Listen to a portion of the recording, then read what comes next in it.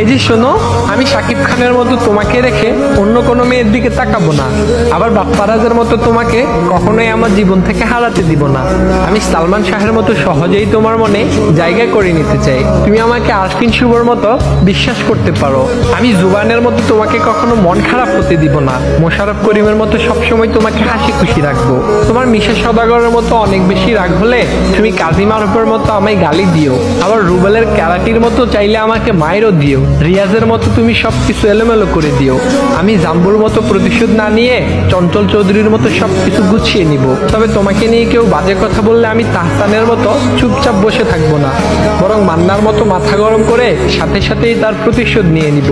আমি হয়তো মুশফিকুর ফারহানের মতো গুছিয়ে কথা বলতে পারি না, তবে আমি অপূর্বর মতো গুছিয়ে তোমাকে ভালোবাসবো। আমি হয়তো সিয়ামের মতো দেখতে অনেক বেশি কিউট না, আবার অনন্ত জলিলের মতো অনেক বড় লোকও না। আমি হয়তো দেখতে ডিপজলের মতোই কালো, আবার জসিম খানের মতোই বুড়ি, তবে আমি আফরান নিশোর মতো আমার সর্বোচ্চ দিয়ে তোমাকে ভালোবাসবো। আমি নায়করাজ রাজ্জাকের মতো জীবনের শেষ দিন পর্যন্ত শুধু এবং শুধুই তোমাকেই ভালোবেসে যাব।